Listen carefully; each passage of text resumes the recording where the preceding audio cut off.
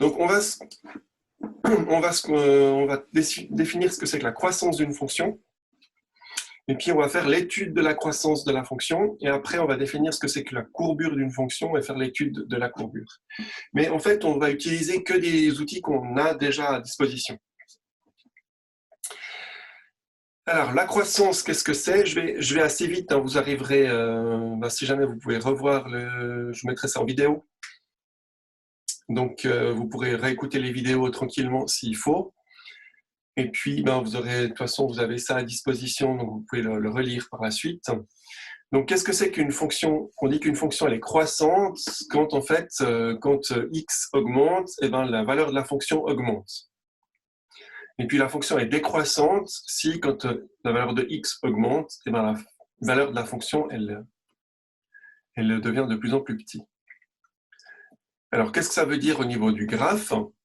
Quand on a une fonction croissante, quand x augmente, j'ai la valeur de la fonction qui augmente. En fait, j'ai le graphe qui monte quand je vais de gauche à droite. Et puis, quand la fonction est décroissante, quand j'augmente la valeur de x, je vais de x1 vers x2, la valeur de la fonction, elle diminue. Donc, en fait, j'ai une fonction qui descend. J'ai un graphe qui descend. Donc, fonction croissante, le graphe, il monte. Fonction décroissante, le graphe, il descend. Et puis, dans la définition, on dit que la fonction est croissante sur un intervalle. Donc, l'intervalle, c'est un petit segment, d'accord? Donc, ça veut dire qu'une fonction, elle peut être croissante à un certain endroit, puis elle peut être décroissante à un certain autre. Elle n'est pas forcément partout croissante ou partout décroissante. L'étude de la croissance, ça va être quoi? Ça va être déterminer où est-ce que la fonction est croissante et où est-ce qu'elle est décroissante. Alors, pour faire ça, ce qu'on va faire, c'est étudier la dérivée. Alors, pourquoi la dérivée? Parce que si... ma boîte à outils qui est là. Est-ce qu'on peut faire des lignes droites sur ce truc-là? Parce qu'en fait, si ma fonction elle est croissante, si je prends la tangente au graphe, la tangente au graphe, sa pente sera positive. Donc ça veut dire que la dérivée sera positive. Et puis si je prends une fonction qui est décroissante, la tangente au graphe, elle aura une pente négative, donc la dérivée sera négative. Donc en fait, pour savoir si une fonction est croissante ou une fonction est décroissante, il suffit de savoir si le signe de sa dérivée est positive ou négative.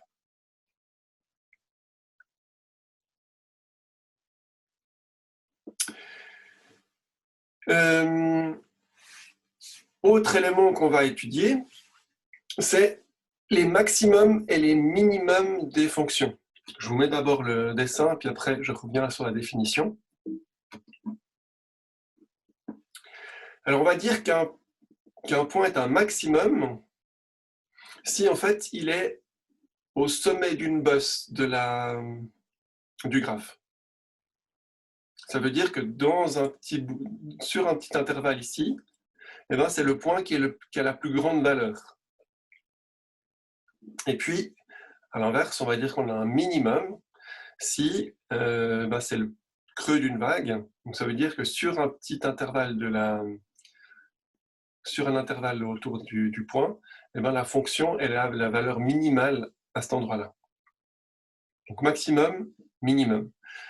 On parle de maximum et de minimum locaux. Pourquoi? Parce qu'en fait, un graphe, il peut être comme ça. Donc ici, j'ai un maximum, mais ce n'est pas le maximum absolu de la fonction, parce que là, j'en ai un autre, puis qui a une plus grande valeur. Et puis là, j'ai un minimum, là, j'ai un autre minimum, mais ce n'est pas forcément le minimum absolu de la fonction. Donc on dit que c'est des minimums qui sont locaux, parce que c'est juste au voisinage de cet endroit-là que c'est un minimum.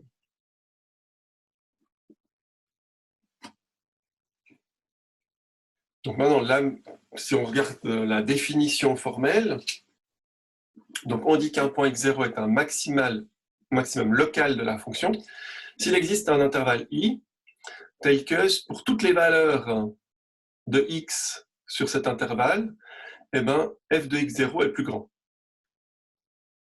Donc ça veut dire que c'est le point le plus haut. Et puis pour le minimum, c'est la même chose, simplement on inverse l'inégalité. F de x0, c'est le point le plus bas. Et puis quand on parle d'extréma, eh ben, les extrémas, c'est l'ensemble de tous les minima et maxima d'une fonction.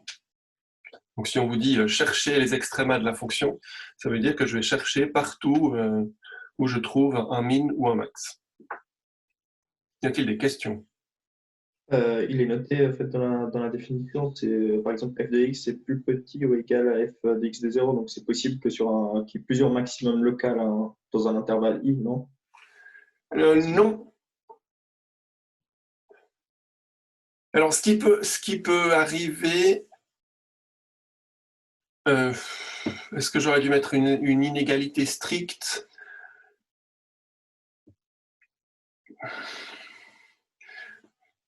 Alors normalement,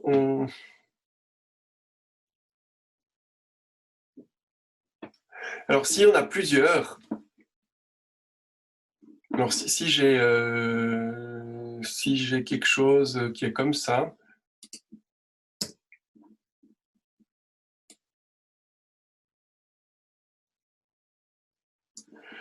et puis puis mon intervalle c'est tout ça en fait, donc il y a deux fois la même valeur. Ça pourrait, il y a deux fois la même valeur, mais s'il y a deux fois la même valeur, ben, c'est pas grave, ça veut dire qu'il y a ici mon x0 est ici, le fait qu'il y ait à une autre place un point pour lequel il y a la même valeur dans le même intervalle i, ben, ça n'enlève pas que c'est ici un maximum local. D'accord. D'accord, donc ma fonction, ma définition est cohérente, même s'il y a plusieurs. Mais a priori, on s'attend à ce qu'il n'y en ait qu'un, parce qu'il suffit de prendre l'intervalle qui est plus petit pour qu'il n'y en ait qu'un. Donc on pourrait très bien ici mettre des inégalités strictes, ça marche aussi.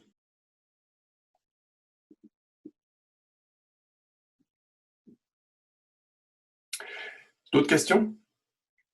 Donc l'image qu'il faut retenir, c'est celle-là. Hein. Un max ici, un min ici. Donc là, la remarque, c'est ce que je vous ai dit. Qu'est-ce que c'est qu'un minimum? Pourquoi local et pas global? Parce que justement, on peut avoir plusieurs bus. Puis si c'est la bus la plus haute, bon, on va dire que c'est le maximum global. Alors, des min et des max, vous en connaissez déjà. Si on prend une fonction quadratique, eh ben, le min ou le max, ben, il est sur le sommet de la parabole. Si c'est une parabole qui sourit, eh ben, ça, on va avoir un minimum. Et puis si c'est une parabole qui boude, eh ben, on aura un maximum. Et puis là, ben, c'est vraiment un min ou un max global parce qu'il n'y en a qu'un.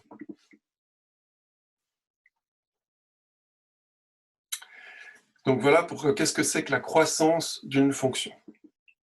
Donc, on va voir si le graphe il monte ou il descend, et puis les endroits où il y a des min et des max.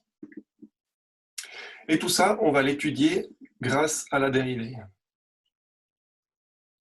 Alors, le théorème principal, je vous l'ai déjà expliqué tout à l'heure, c'est qu'une fonction est croissante si et seulement si sa dérivée est positive. À cet endroit-là.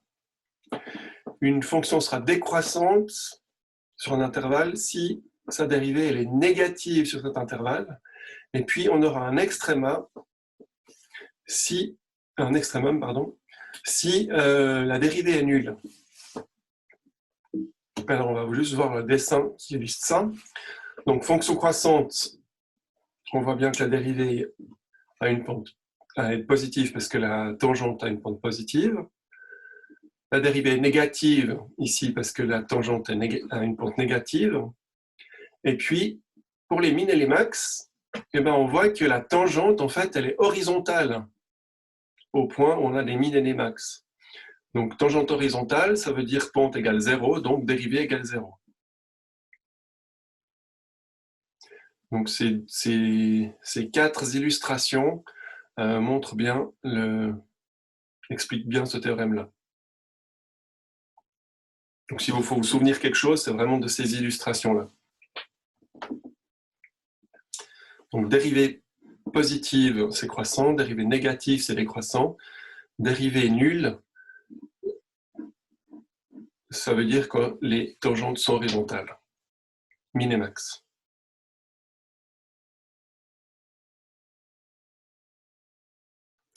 Donc maintenant, si on veut étudier la croissance de la fonction définie par 4x carré moins 8x plus 32, ce qu'on va faire, c'est qu'on va commencer par dériver cette fonction.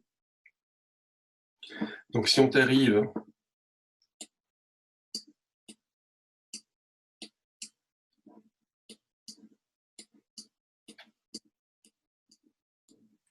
c'est pas terrible avec une souris, hein, mais... Donc si on dérive, donc là ça va faire 4 fois 2x, donc 8x. Ici, moins 8. Et puis dérivée de 32, ça fait 0. Donc la dérivée, c'est 8x moins 8. Donc maintenant, pour étudier la croissance de cette fonction, on va étudier le signe de la dérivée. Donc on va faire un tableau de signes.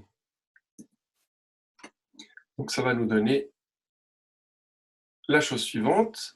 C'est une f', c'est une fonction qui s'annule quand x vaut 1. Elle est négative avant 1, positive après, parce que c'est une pente qui est positive, 8. Donc ça, c'est le signe de f'. Il faut bien faire attention, ici on a f'. Ce n'est pas le signe de la fonction, mais de sa dérivée. Et puis après, on va faire une ligne supplémentaire qui donne la croissance de f, où là, on va mettre des flèches. On va mettre une flèche qui descend quand la dérivée est négative, pour dire que c'est une fonction décroissante.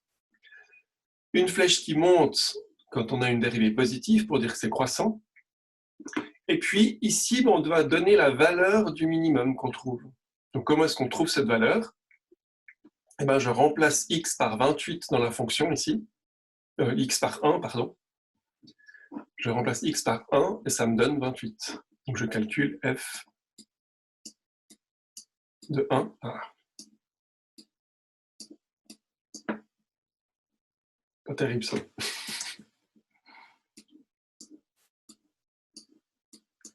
Si je calcule f de 1, ben je trouve 28. On place là-dedans 4 moins 8 plus 32. Donc voilà en fait ce qu'on va appeler un tableau de variation. Donc c'est ni plus ni moins le tableau de signes de la dérivée de la fonction, auquel on ajoute une ligne pour donner la croissance et puis éventuellement les valeurs des min et des max qu'on trouve là. Donc ces flèches, elles nous donnent bien la forme générale du graphe.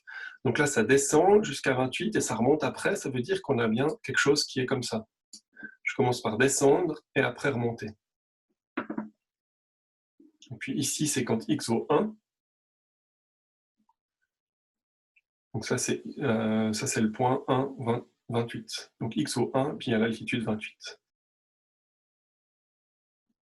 Puis par rapport à ce qu'on connaît des paraboles, on peut calculer que c'est bien une parabole qui sourit. Il faut bien caler cette forme-là. Et puis, si on fait moins b sur 2a pour trouver où est-ce qu'on a le sommet, on trouve bien 1. Est-ce qu'il y a des questions? Donc, où je dis qu'il n'y a pas grand-chose de nouveau, pour calculer la croissance, qu'est-ce qu'on doit faire? Dériver, vous savez dériver. Puis après, on doit faire un tableau de signes. Faire un tableau de signes, vous savez faire. Le seul truc nouveau, c'est de dire, quand j'ai un moins, je fais une flèche qui descend, quand j'ai un plus, je fais une flèche qui monte, puis quand j'ai un 0, j'ai un min ou un max. Et si on a une valeur interdite, ça donne quoi? Ben, on a simplement une valeur interdite dans notre tableau de signes. Et puis, ben, la fonction n'existe pas à cet endroit-là. Donc, ça reste une valeur interdite pour la dérivée. Et puis, ben, c'est soit un trou, soit une asymptote, mais ça, on sait le maîtriser. Ça n'intervient pas dans la croissance, en fait. Simplement, c'est un endroit où la fonction n'existe pas. Donc, elle n'a pas de dérivée. Donc, on a simplement 2 barres dans le tableau de variation. Il y a d'autres questions?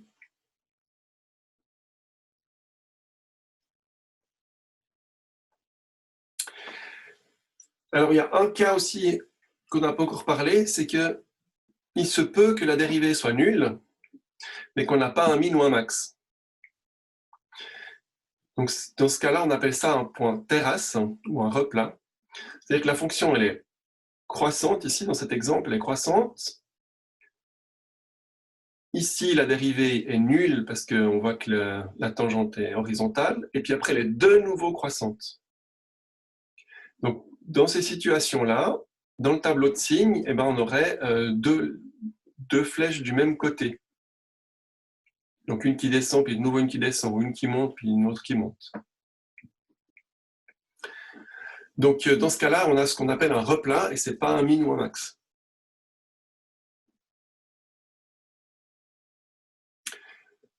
Donc, on verra, si on étudie cette fonction-là, donc x-2 qui multiplie x plus 3 au cube, je vous laisserai faire la dérivée dans votre coin. Si on dérive, on obtient une dérivée qui vaut x plus 3 au carré fois 4x moins 3. Et puis maintenant, on fait un tableau de signes avec ça. Donc, on fait une ligne pour x plus 3 au carré. Donc, c'est partout positif. Ça s'annule quand x vaut moins 3. On fait une ligne pour 4x moins 3. C'est d'abord négatif, ça s'annule en 3/4, et puis après, c'est positif. On fait le bilan des courses. Donc, ici, on a négatif, nul et positif. Ça veut dire que notre fonction, elle est d'abord croissante. Notre dérivée, elle est négative, elle s'annule, elle est négative. Donc, elle est décroissante. Ici, il va y avoir un replat, parce que c'est 0. Et de nouveau décroissante. On va obtenir un minimum ici, et après, elle va devenir croissante. Donc, je crois que j'ai le graphe. Non, j'ai les détails de calcul. Donc, le minimum, on l'obtient ici en remplaçant x par 3/4 dans la fonction de départ. Donc, on obtient une grosse fraction ici.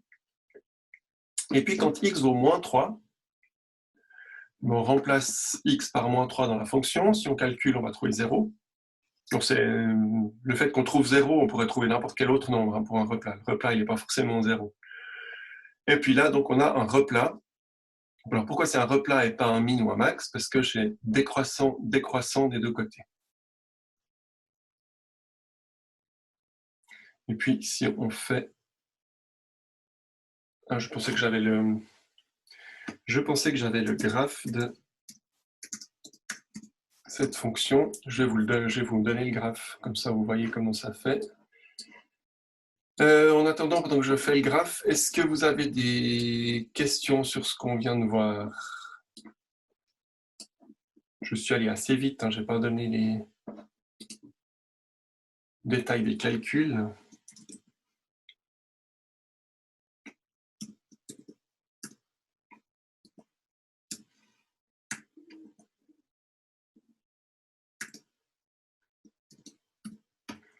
Alors, c'était quoi la fonction x-2?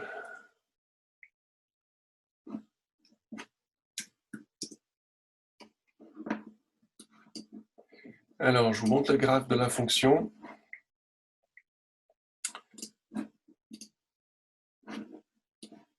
Voilà.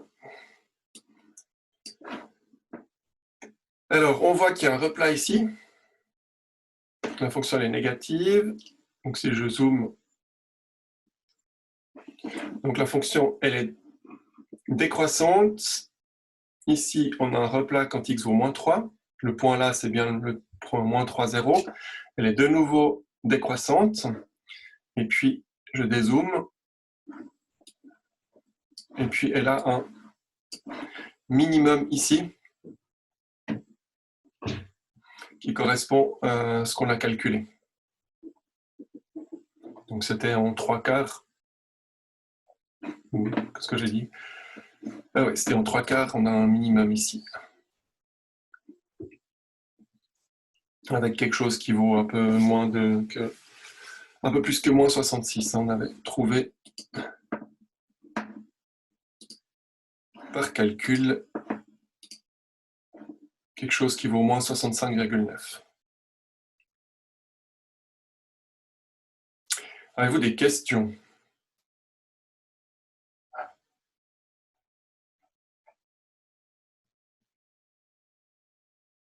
Et puis là, pour le troisième exemple, ça répond à la question qui a été posée. Je ne sais plus si c'est Rui qui avait posé pour qu'est-ce qui se passe quand il y a des valeurs interdites. Donc là, typiquement, on a une fonction avec une valeur interdite en x égale moins 2.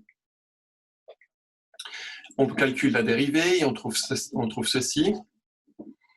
On fait le tableau de signes. Simplement, dans votre tableau de signes, vous aurez votre tableau de variation, pardon. On fait le signe de la dérivée, et puis dans le signe de la dérivée, on va apparaître la valeur interdite. Donc on a une valeur interdite quand x vaut moins 2. Et puis après, sur cette partie-là, on est croissant, maximum, décroissant. Ici, décroissant, minimum, croissant. Et puis, on peut calculer les valeurs des min et des max en remplaçant x dans la fonction. Il faut bien faire attention de remplacer dans la fonction et pas dans la dérivée. Si vous remplacez dans la dérivée, vous allez trouver 0. Donc, il faut bien remplacer dans la fonction de base. Et vous trouvez les valeurs pour le min et le max. Donc, on trouve 0 ici, quand x vaut 2. Et puis, on trouve moins 16 quand x vaut moins 6.